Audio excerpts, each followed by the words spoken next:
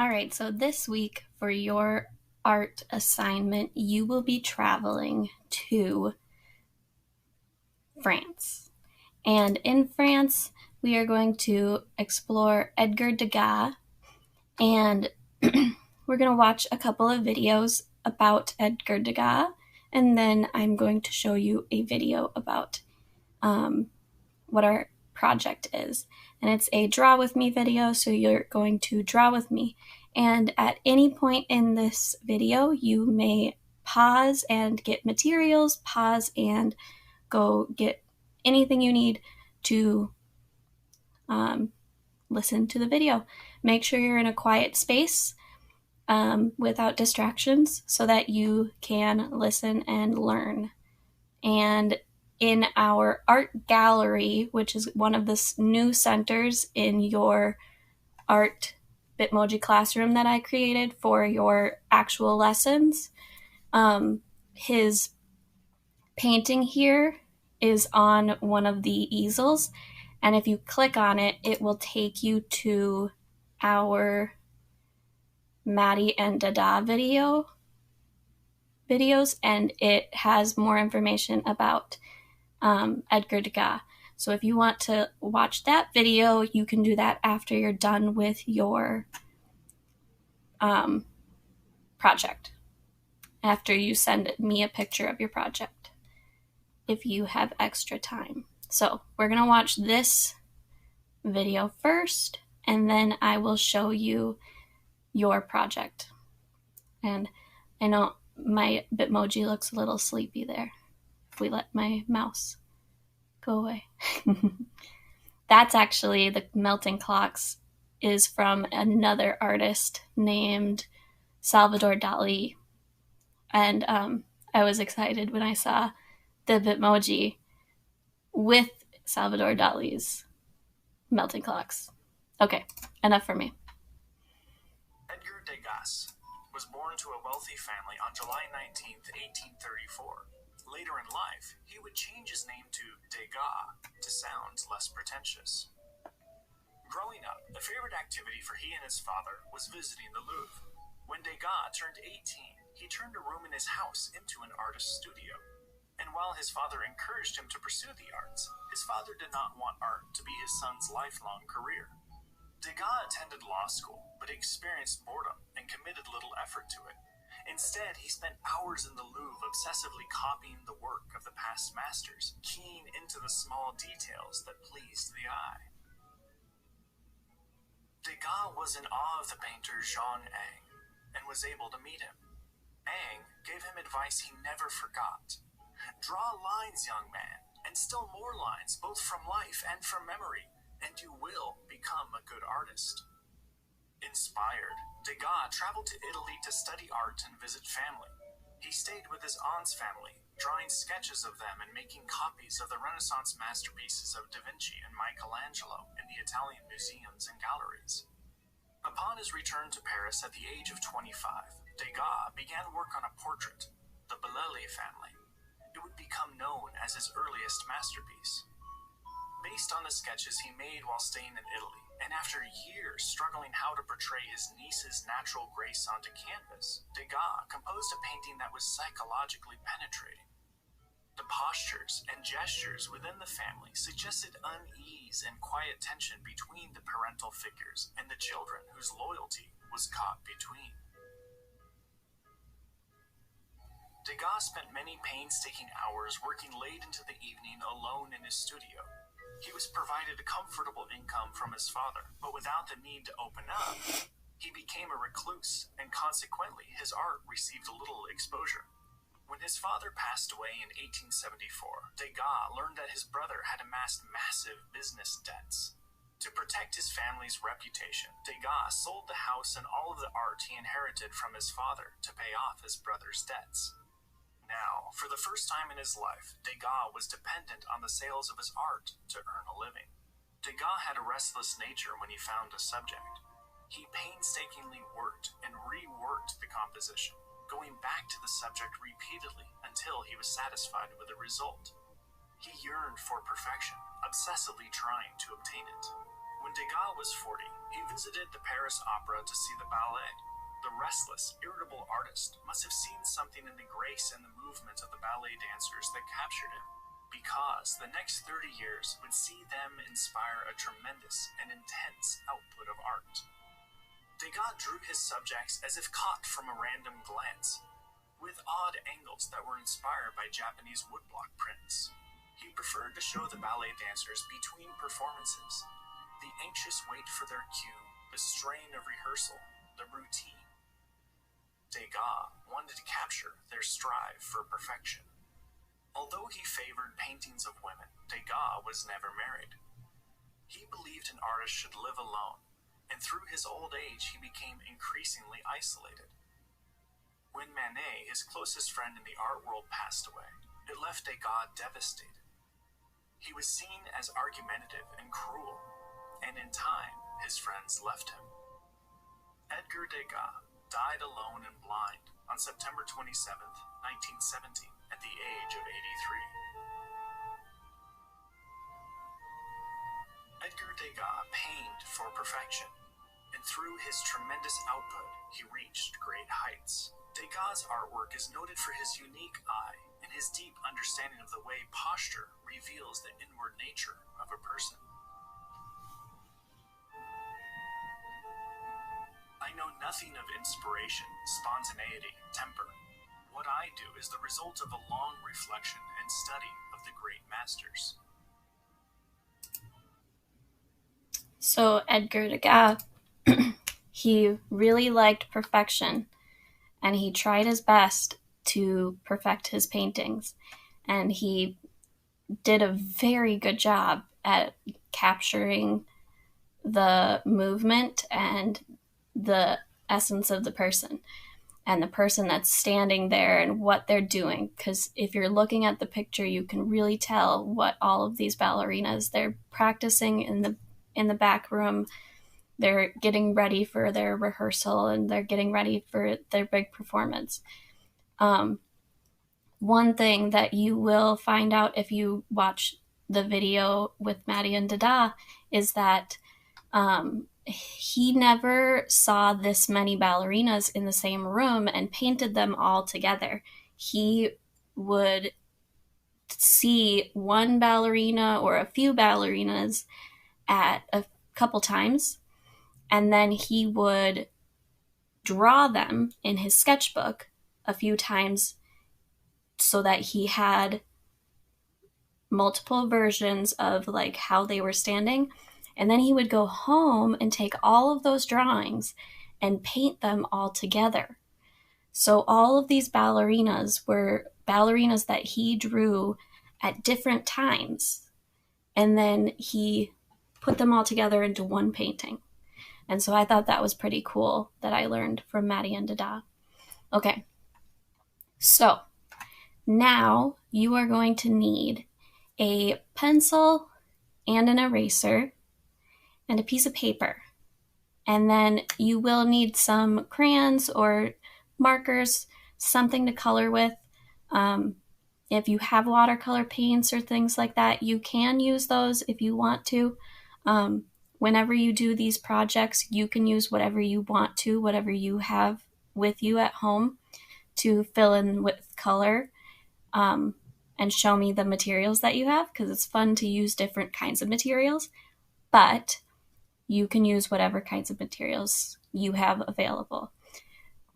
For me, for this project, I'm going to show you in the video, I used a pencil and an eraser to draw it, and then a Sharpie to go over the pencil lines, and then of course you erase the pencil lines.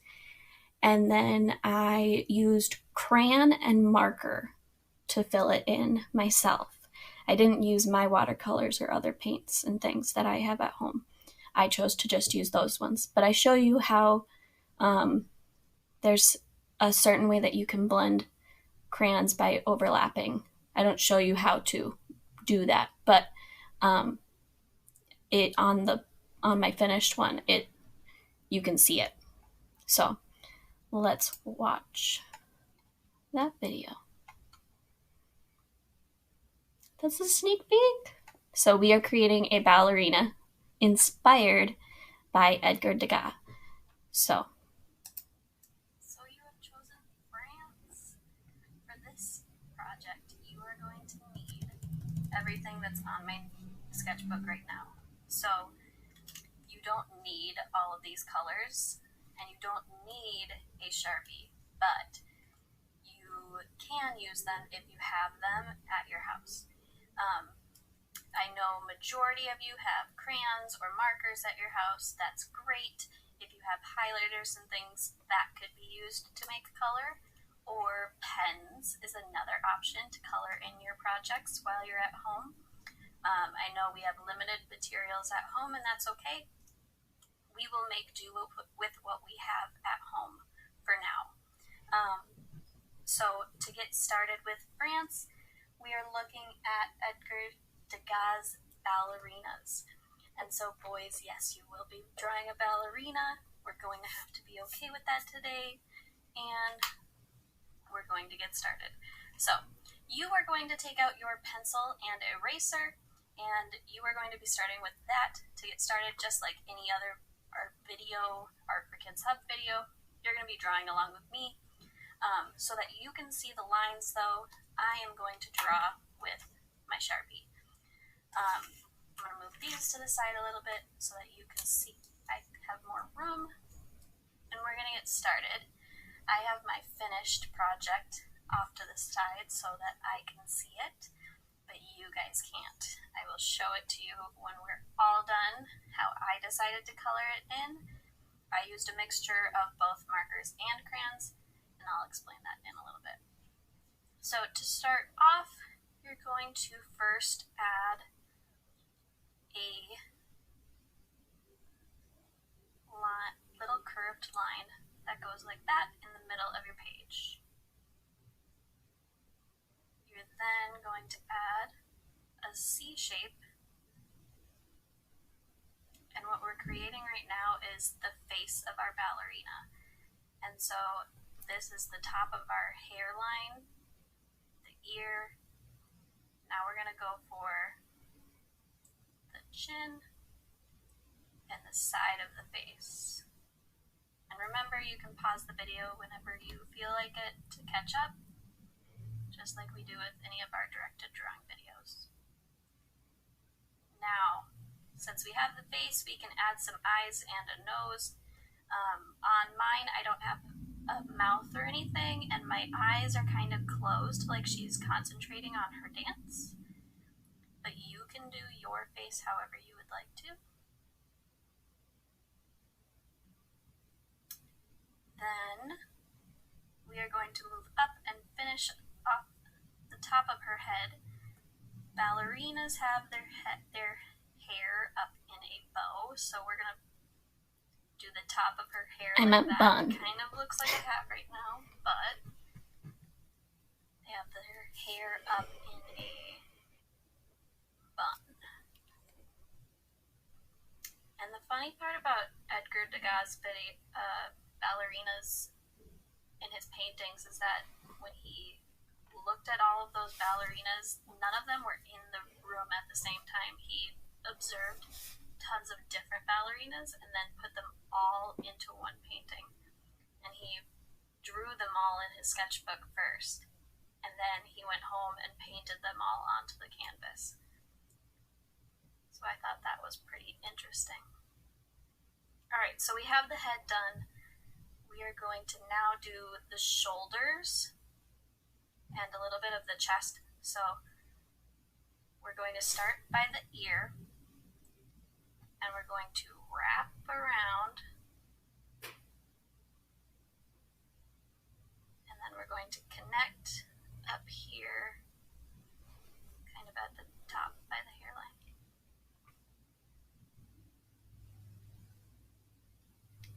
Now we are going to come down and go from the top right here and come down and around.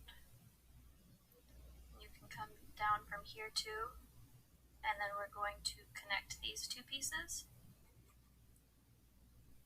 So this is the shoulders, the chest a little bit, and then the top of our, like the torso of our ballerina, because it's a view from above.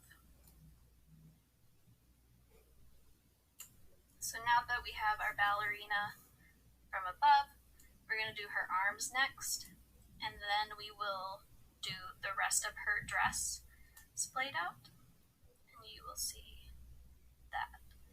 So for her arms, we're not going to do any hands. You can do hands if you would like to, but to start, we're just going to do a long line that starts here and then comes out. And then we are going to start down here and do a short line. And then for this line, it's going to start here and start with a thick space. And then as we come down, we're going to get thinner as you get down to that line.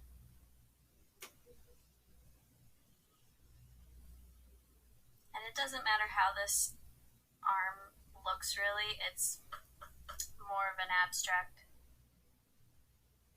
type of length.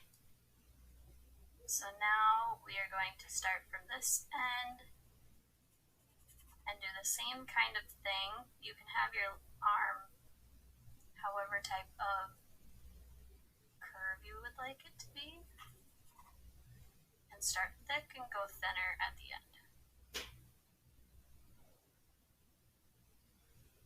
So now that we have the ballerina and her arms, what our next step is going to be is to do the rest of her dress. So we're going to start at the end of her arm here.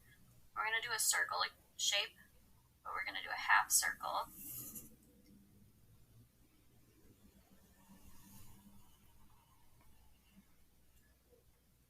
So there's one half of her dress. And then on this side, we're going to do the same thing, and it comes around this way.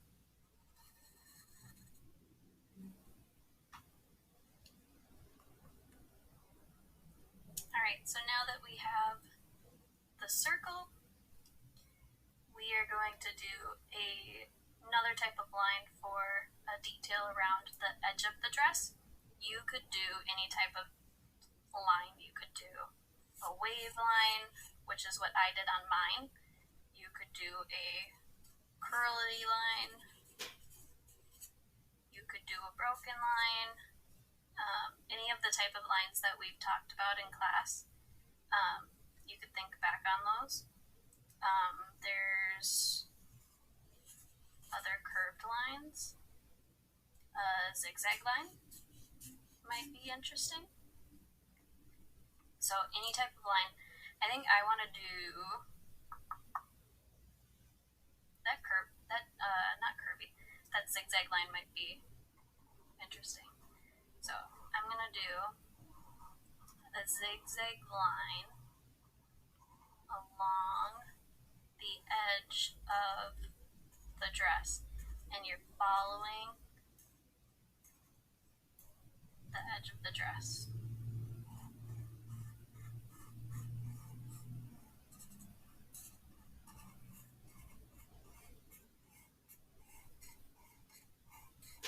After we get done with this portion, then we have one leg down here. And just like the arms, you start thick and get smaller. And then I added a little foot up here with one curved line, and then another curved line, and then two little curved lines just like that one. They're like laces. A little shoe to show that she's on one foot and she has one foot in the air. So now you have completed your ballerina. We're going to add a couple little detail lines to show that her dress is ruffling a little bit. And now you're ready to color it in. Here is how mine turned out. So I used my peach colored marker, or sandy tan, for the skin. And then I used some brown marker for the hair. And then I used my crayon mixing that I showed you guys, graffiti name projects, just layering the colors on top of each other to make the colors blend together. And that's how I made that effect with the dress. So you guys get to work on coloring in your ballerinas. I can't wait to see your Edgar Degas inspired ballerina, and go get started. So for your coloring of the project, I had mentioned the graffiti names a little bit. And so for third graders, you'll remember the graffiti name project and how I showed you how to mix colors together with the crayons and markers to make them blend together. So you can use that same technique to mix those colors together to make the dress look more like it has multiple colors that come off of it. Second graders, you did not. So I want to show you a little bit on this video.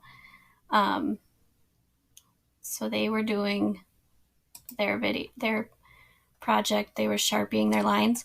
And then I showed them how to take marker. And if you take the marker and do a color on top and a color on bottom, and then slowly bring them together,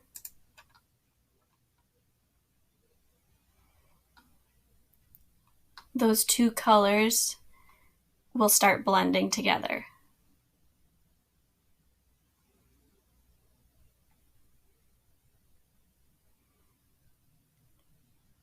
So that's one way you can blend colors on your ballerina's dress. If you're using markers, you can do that. Or if you have crayons, you can do it how I do the W over here. You can start with a darker color, and as you go down, use a lighter and lighter colors. And they can be the same type of color. Like on my dress, I used darker pinks and then a lighter pink at the very end. So you can see I started with a dark green and then I go to a lighter green.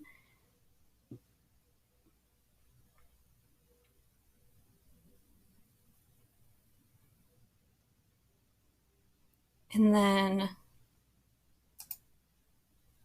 I switch to a lighter green and then that like green yellow color.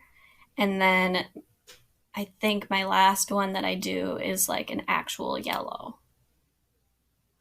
And then I show you what I do for the whole thing.